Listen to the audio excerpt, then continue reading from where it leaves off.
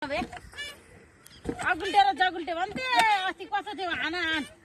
TV त फेरि बिग्रेर तनायो भने मेरो त के भएको टिभीलाई पनि हाम्रो 15 दिनसम्म हाम्रो बल्ल बनाएर ल्याएको 15 दिन नभन्नु न आन टिभी बनाउँदा हैरान भइसक्यो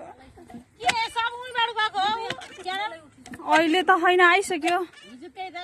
हिजो बिहान चाहिँ हो कहाँ 5 मेन लाइन छिनेको रहेछ अनि नेट टिभी के पनि थिएन हाम्रो घरमा अस्ति बेलुकादेखि यो सधैँ 1 घण्टा गरे भने त एक्सरसाइज हुन्छ है अनि बिहान बिहान गर्ने हो नि त नसाको एक्सरसाइज हुन्छ नि हुन्छ नि लुगा धुदा सबभन्दा धेरै लुगा धुदा हो के एक्सरसाइज हुने भनेको बिहान बिहान हिँड काम गर हिँड्न त हिँड खाली म त भ्याउन पर्यो नि त अनि के गर्दैन होइन चाँडै उठ बिहान बिहान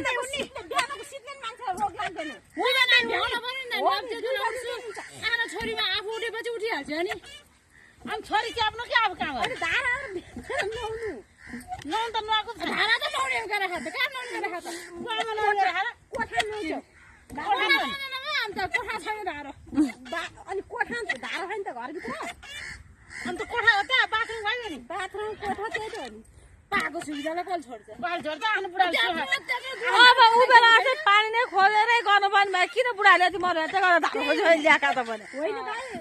पहिला अस्ति दुःख भइदियो तिमीहरूलाई रोग लाग्थेन हेर दुईटा गाडीमा पानी बोक्नु पर्थ्यो है खोलाएर चुई चुई त्यस्तो दुःख रे तिमीलाई रोगै लाग्थेन खोइ रोग लाग्यो बसी बसी खाएको रोग लाग्यो ए शान्ति हालेर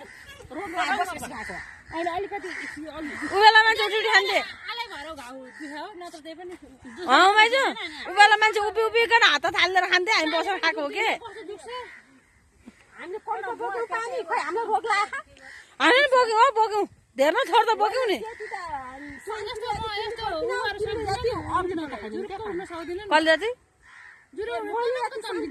शान्तिले जाति तिमीले बोकिन तिमीले जाति अरूले बोक्दा छैन दिदी त कहाँ भयो त म त 10 महिना अगाडि नै आएको उनीहरू दिदी त्यति त धेरै आएन नि आज बाख्रो लगाएर म मजासरी झुन्डाउँछु पैसा पाइन्छ भने उषा के अरे 9 महिना भुँडी